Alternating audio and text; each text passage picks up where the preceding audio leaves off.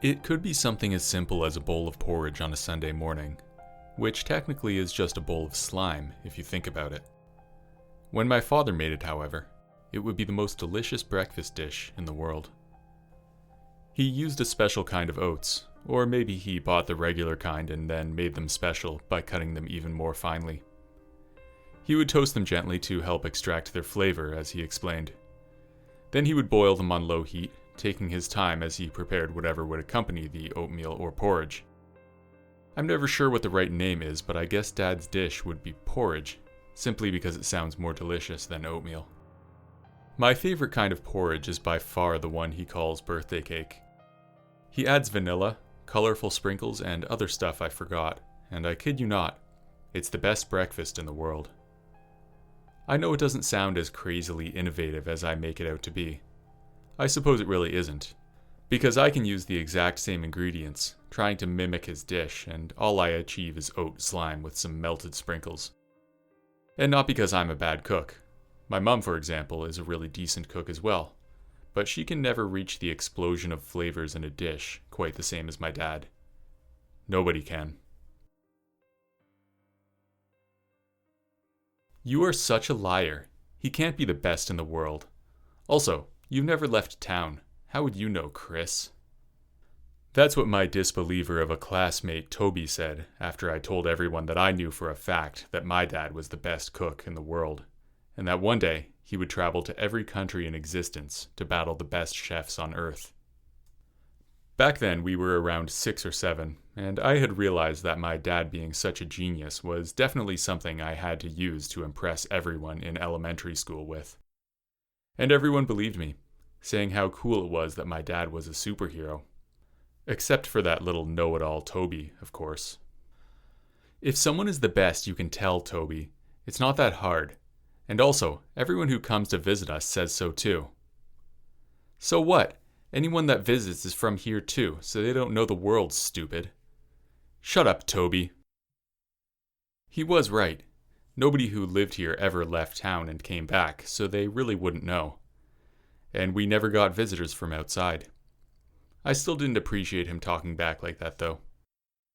Toby was the biggest know-it-all in our class, and I was probably the biggest liar. We would bicker about stuff all the time, for years, which might make it even more surprising that we somehow ended up becoming best friends. But now, 10 years later, we are practically inseparable. And thanks to our friendship, Toby even had the luck of trying Dad's food from time to time.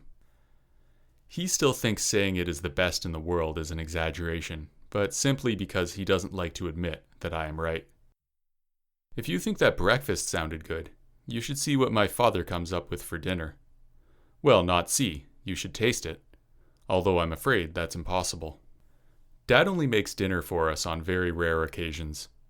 He works a lot, and when he comes home, he is usually too tired to cook. So we only get a home-cooked dinner from my father when we get visitors. Visitors that are from our town always, never from outside. A lot of them I know quite well. It's usually the same group. A circle of friends of my parents. They have this dinner party once or twice a year, and it's always at our house because everyone agrees that Dad is the best cook of them all. They spend other events together as well, at other homes or places. But when it comes to dinner, it is always at our home. The dinner parties are very similar each time, for me at least. The guests arrive, I say hello. They ask me embarrassingly boring questions about life and school, and then I go back up to my room. I never join them for dinner. Instead, Dad brings me up a plate of food that I eat in my room, which I certainly prefer and am thankful for. Often Toby comes over as well, and we hang out in my room while my parents are having their party downstairs. Dad was hesitant at first when I'd asked if Toby could come as well, but as we got older, he agreed it was fine as long as we didn't disturb the party. It kind of has become our tradition to play video games or listen to music in my room and eat Dad's amazing food while my parents practice their own tradition downstairs. These nights might sound a little mundane, but I used to love every part of them. They've been the same for years now, except for last night. Last night, things changed. As before every dinner party, Dad had been in the kitchen all day cooking while Mum decorated the dining room. I helped a little by chopping some vegetables and washing a few dishes in the afternoon. In the evening, before the guests arrived, Toby rang our doorbell, and the two of us went up to my room to play a new Nintendo game that Toby got as a gift from his uncle. He always gave Toby the best gifts, but he recently moved away from this town. We got so into the game that I didn't even realize how much time had passed until Dad knocked on the door. As soon as it opened, a sweet smell spread through my room. Hints of cardamom, nutmeg, and most prominently pumpkin. "Whoa, that smells amazing, Mr. Milner. What did you make?" "Oh, just some mashed potatoes with pumpkin and greens." We both knew whatever he made was far more special than that. Even when he used the most boring ingredients, he knew how to mix the spices so perfectly that they tasted otherworldly. But when Dad said those words, he didn't sound like he was trying to be humble. He seemed exhausted, which was reflected through the empty look in his eyes. I got up to take the tray off his hands, which had bowls of soup and 2 big plates full of the dishes that my dad had been cooking all day. "You all right, Dad?" "Oh, I'm fine. Just tired. Lots of cooking. Anyway, you know the rules. Enjoy the food, but stay in your room. All right?" We both nodded. After the door was closed again, I put the tray next to Toby and sat down. "Your dad seemed weird," he said. "I don't think he likes dinner parties very much. He has to work and everyone else just stuffs their faces. Or maybe he's not much of a swinger and your mom makes him." Toby grinned. "For the 100th time, my parents aren't swingers." "Right. So why else are we not supposed to see what's going on down there?" "Fuck off. Do you really want to have dinner with those old people? They're doing us a favor." "Right. Dinner." He grinned again. There was no part of me that believed my parents were actually swingers, but Toby dared me to go look, and I wasn't scared to walk around in my own house. So why wouldn't I go check? That's what I said to him. I tried to act cool, but some part of me was really afraid of whatever was going on down there. You see, these parties have become such a normal event in our lives that I sometimes forget or try to suppress how weird they really are. First of all the guests arrived totally overdressed in cocktail attire and too much makeup. Everyone seems far too excited with big smiles that appear forced. My mother is one of them and enjoys the night to the fullest. My dad is more reserved. One person always brings a big package. I've never seen what's in it though. That's usually all I see before going to my room. As I was tiptoeing down the stairs for the first time during a dinner party, my heart started beating so rapidly that I feared it might overshadow the classical music coming from our living room. "Are you scared?" a voice whispered in my ear as 2 hands grabbed onto my shoulder. I turned around to see the dark eyes of my friend and a massive grin on his face. "You were meant to wait upstairs, dickhead," I whispered. I didn't want to miss the old guys going crazy. "Old? Now that's a bit rude, don't you think?" This time the voice wasn't coming from Toby, but Mrs. Callis, a friend of my parents and dinner party guest, who apparently just walked out of the bathroom. "Oh, hi. Sorry, Mrs. Callis. We just came down to..." I started muttering. I don't know why I felt so nervous. This was my house after all. But something about her big widened eyes and the smeared lipstick around her mouth was extremely unnerving. "Oh, don't apologize, dear. You two are quite grown up now after all. I don't understand why your parents hide you in your room all night. I say you join us for dinner starting now. Come on." She grabbed my hand first, then Toby's. My friend and I exchanged a look of fear and curiosity. "Look who I just found lurking in the halls." Mrs. Callis laughed loudly as we approached the dining room. My mother had really outdone herself with the decorations. Big candles everywhere. Black tissues formed into pretty shapes. The chandelier above the table dimmed to a warm yellow. The only thing outshining the decorations was the food on the table. My eyes met those of my mother, who looked less angry than I imagined. Actually, everyone looked at us smiling. They didn't seem that annoyed that we were interrupting, and luckily, nobody was naked. Why don't we make some space for the kids?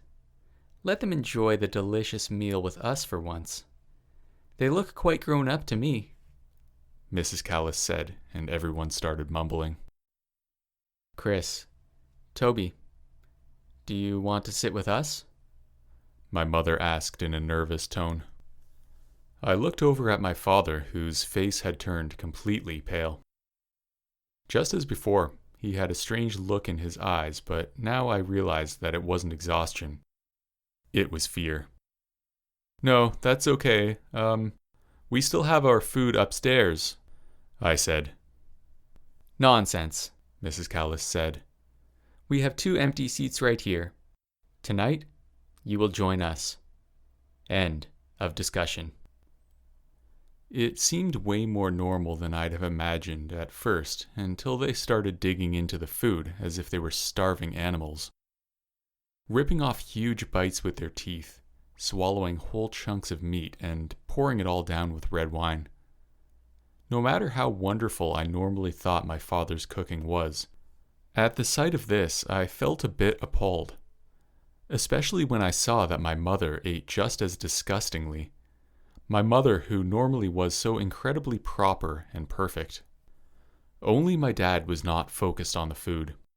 He was staring at me, and his eyes were saying, "Run." Toby looked as if he found the whole event rather amusing, and not as creepy or disgusting as it felt to me. I suppose he still thought they were going to start going wild soon, and in a way, they were, I suppose. Just not in the way we imagined. You're not eating, sweetie. Why is that? Your father's cooking is simply divine. Mrs. Callis chuckled with her mouth full. She then proceeded to load a big spoon of shepherd's pie onto my plate. I didn't answer, but quietly took a small bite out of it. It tasted amazing, of course, like everything Dad makes. But I didn't see this dish on the tray he brought upstairs for us. When I looked at all the food in front of us, I noticed something. The food my father had been cooking today, the potatoes and pumpkin mash, the caramelized onions, and the roasted asparagus with sauce hollandaise. He had prepared them perfectly on plates for Toby and me. But now I realized that none of the food he had cooked was on the table, and suddenly I completely lost my appetite. My father was trying to warn us. The guests we have once or twice a year are friends of my parents, not by choice, I suppose. Their families have been part of this town for as long as it has existed, and so have our ancestors. In a way, I suppose we are part of some kind of elite, although I never really felt like it.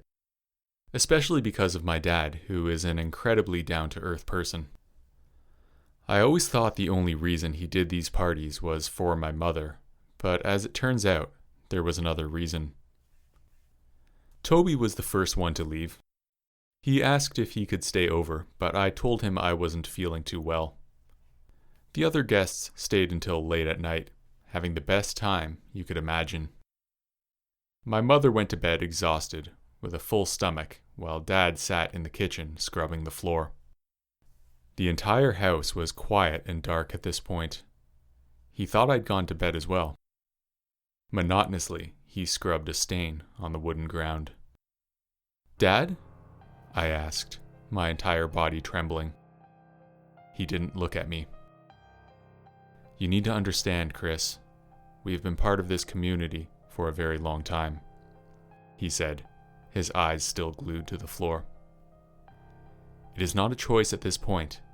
They tell us the date, and we prepare. That is how we stay well and safe." Finally, he looked at me. "We are lucky that they enjoy my cooking skills, because that way we stay needed. I just wish your mother wouldn't enjoy it so much as well. Once or twice a year, we have a dinner party at our house. My father spends all day preparing food that only me and sometimes my friend Toby eat. As the guests arrive, however, they bring one other special ingredient. Once or twice a year, we have a dinner party at our house. Coincidentally, once or twice a year, somebody moves away from this town, and they never come back. Luckily, I am a pretty decent liar, because I have no clue how I would ever be able to explain to Toby that he devoured his uncle for dinner last night.